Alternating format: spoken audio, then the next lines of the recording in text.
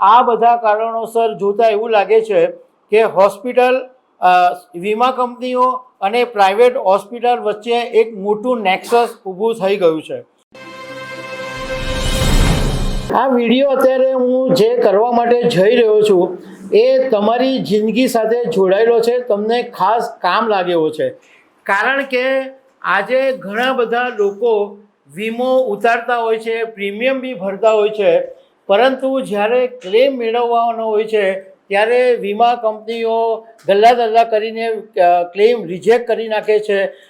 જે લોકો વીમો લે છે એ લોકોને અનેક પરેશાનીઓનો સામનો કરવો પડે છે। તો આ બધા મુદ્દા છે એની સામે રાજ્યસભામાં આમ આદમી પાર્ટીના સાંસદ અને નિર્મલા સીતારમણે જે વાત કરી છે એ બધી વાતો હું તમારી સાથે શેર કરવાનો છું।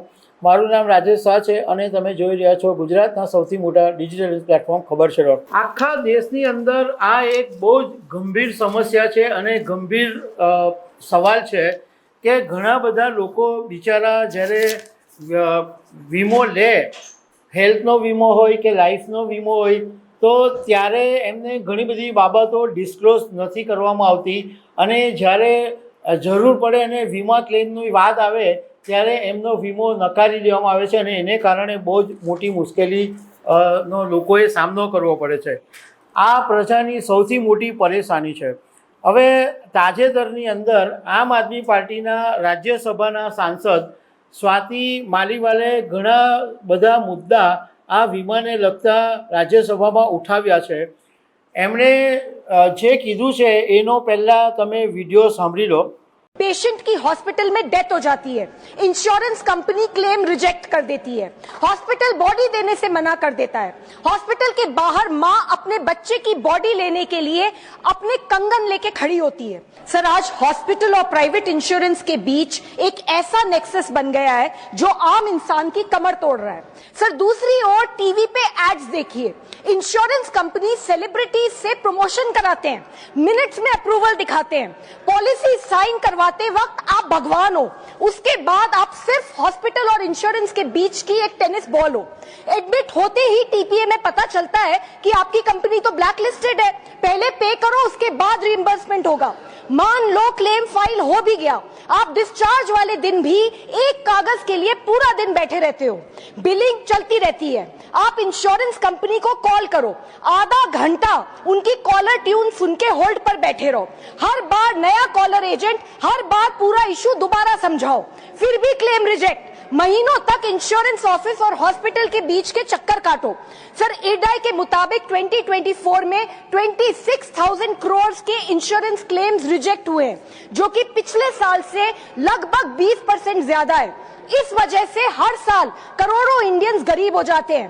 आज देश के बड़े हॉस्पिटल्स और इंश्योरेंस कंपनीज ज्यादातर विदेशी प्राइवेट इक्विटी ने खरीद ली हैं। Hospitals deliberately bills policy limit के हिसाब से बढ़ाते हैं।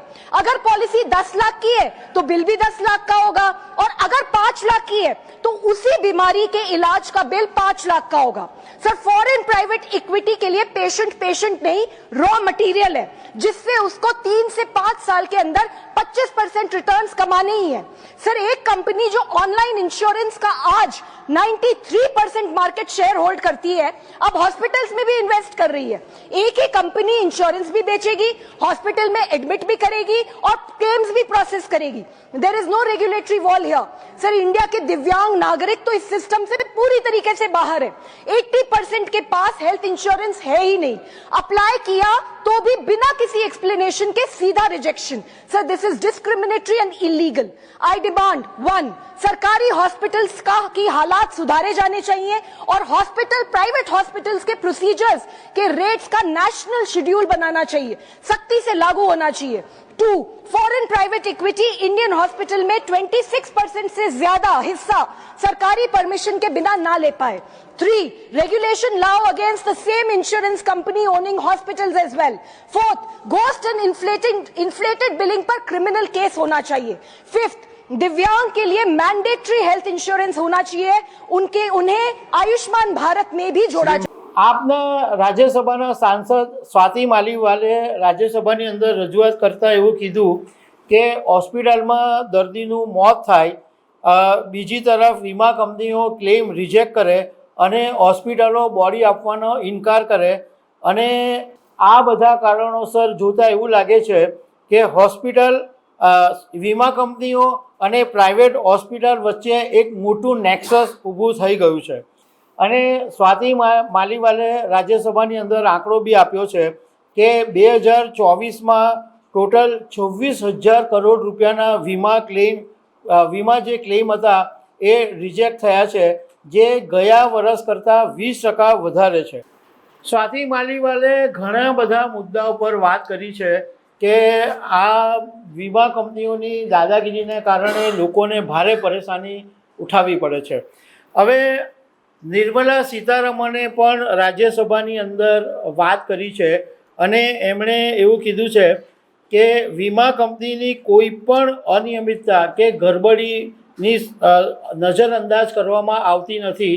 અને નિર્મલા સીતારમણે એવું કીધું કે insurance regulatory and development authority of India, જેને ઈડાના નામથી ઓળખવામાં આવે છે, એ આવી કંપનીઓની સામે કડક કાર્યવાહી કરે છે.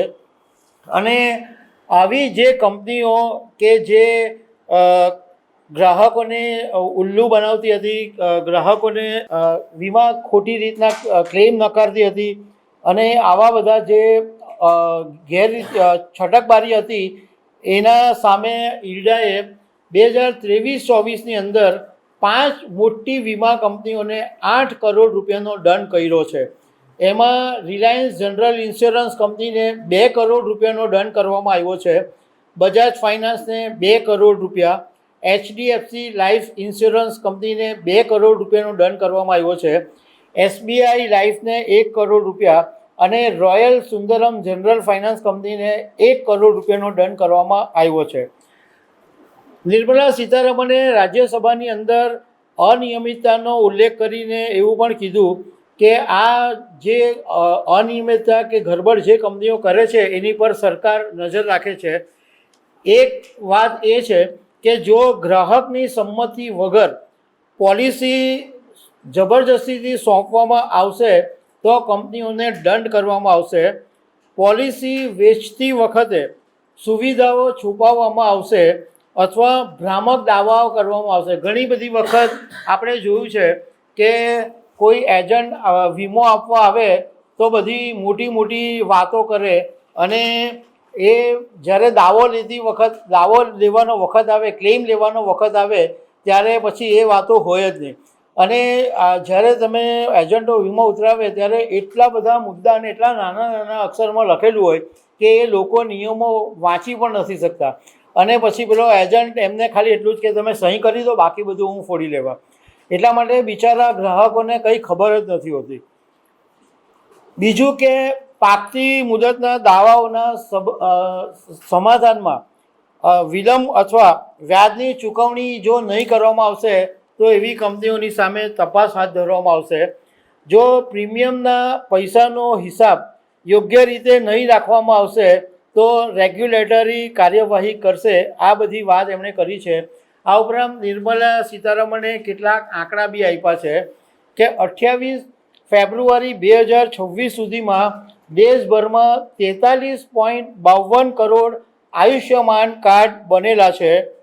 2.51 કરોડ વ્યક્તિગત પોલિસી દ્વારા લગભગ 6 કરોડ લોકો વીમા કવર હેઠળ આવેલા છે. 13.5 લાખ ગ્રુપ પોલિસી હેઠળ 27.51 કરોડ સભ્યોને વીમા કવર મળ્યા છે.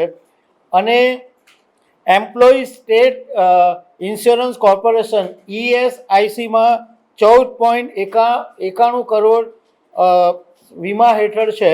અને સેન્ટ્રલ ગવર્મેન્ટ હેલ્થ સ્કીમ હેઠળ 43 લાખ લોકો વીમા કવર હેઠળ છે. નિર્મલા સીતારમણે એક મહત્ત્વની વાત એ બી કરી છે કે જો વીમા કંપનીઓ નિયમોનું પાલન નહીં કરતી હોય, તમને પરેશાન કરતી હોય, તો તમે ચૂપ બેસી રહેતા નહીં.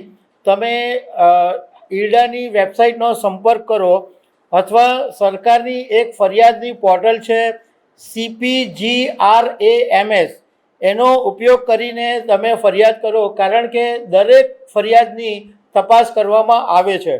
તો દર્શક મિત્રો, આ વાત તમારે ખાસ ધ્યાનમાં રાખવા જેવી છે કે જો તમે વીમો ઉતરાવો, તમને વીમા કંપની પરેશાની કરે અથવા તમારા ક્લેમ દાવા નકારે તો આ તમે બેસી નહીં રહેતા. તમે CPGRAMSની વેબસાઇટ ઉપર ફરિયાદ દાખલ કરી દેજો તો તમને એનો જવાબ મળશે. તો દર્શક મિત્રો, આવા અનેક અપડેટની સાથે અમે તમને મળતા રહીશું. આભાર.